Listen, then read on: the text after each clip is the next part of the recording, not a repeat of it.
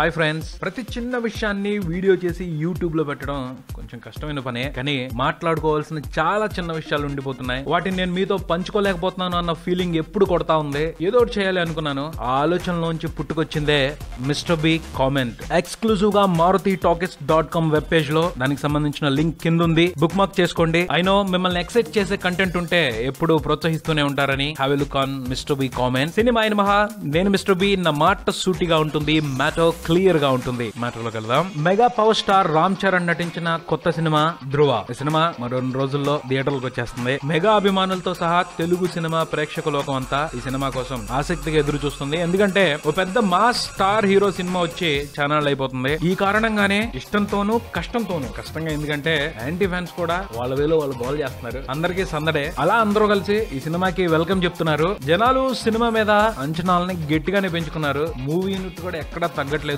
అంతకు మించి కాన్ఫిడెంట్ గా కనిపిస్తుంది. నమ్మకం సంగతి పక్కన మహా డేరింగ్ గా కనిపిస్తున్నారు. అసలు ఎలాంటి సూపర్ హిట్ రీమేక్ సినిమా అయినా సినిమాలో కథని, పొటెన్షియల్ ఉన్న ఎలిమెంట్స్ ని తొందరగా బయటికి తీసుకురావడానికి, ముఖ్యంగా పబ్లిసిటీలో బయటికి తీసుకురావడానికి ఇష్టపడరు మూవీ యూనిట్. ఎంత తెలిసిన పాయింట్ అయినా సినిమాకి వచ్చే జనాలు సర్ప్రైజ్ అవ్వాలన్న ధోరణిలో పోతా ఉంటారు. కానీ ఈ మ్యాటర్ కి సంబంధించి ధ్రువ టీం మాత్రం స్మార్ట్ స్ట్రాటజీని ఫాలో అవుతుంది అనిపిస్తుంది. వాళ్ళు ఫాలో అవుతున్న స్ట్రాటజీని చూస్తుంటే సినిమా సూపర్ హిట్ కంపల్సరీ అన్న కాన్ఫిడెంట్ లో ఉన్నారని అర్థం అవుతుంది. అలాగే జనాల్ని కూడా పద్ధతిగా వాళ్ళు ప్రిపేర్ చేస్తున్నారు సినిమా చూడటానికి అని అనిపిస్తుంది. ధ్రువ ఒరిజినల్ మూవీ. తని ఓవర్ని చూడని వారికి డౌటే అక్కర్లేదు. Different experience. ఇది యూత్ క్లాస్ ఆడియన్స్ కి సంబంధించి. మాస్ విషయానికి వస్తే అది రీమేక్ ఇంకోట వాళ్ళకి సంబంధం లేదు.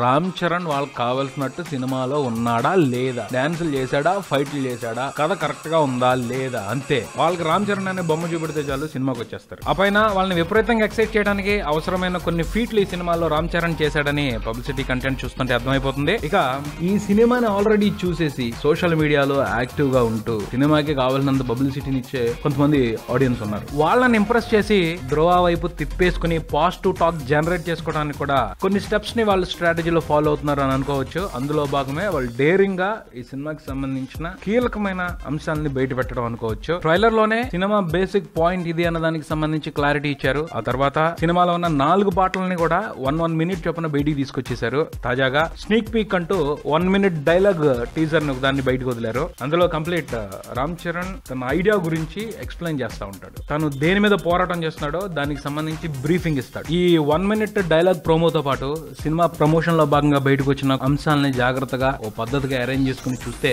డీటెయిల్ గా ఈ సినిమా కథ ఇది అని క్లియర్ గా అర్థమైపోద్ది. అంటే సినిమా యూనిట్ జనాలకి సినిమా స్ట్రెంగ్స్ అన్నిటిని చూపెట్టేసి ఓపెన్ గేమ్ ఆడటానికి సిద్ధమైపోయిందనే చెప్పాలి. ఈ సినిమా కథ ఏంటి, అది ఎలా నడుస్తుంది అనే దానికి సంబంధించి మీకు ఐడియా ఉందన్న సంగతి మాకు తెలుసు. పోతే దాన్ని మేమెలా చూపెడతామో థియేటర్లకు రండి చూసుకుందామని ఛాలెంజ్ విసినట్టుంది. చూద్దాం మరి మూవీ యూనిట్ నమ్మకం ధ్రువ మూవీని ఏ రేంజ్ బ్లాక్ బస్టర్ గా నిలబెడుతుందో. మరో బిల్డంతో మళ్ళీ కలుద్దాం. Subscribe and keep watching Maruti talkies. For me mister B and talkies Raja. Thank you.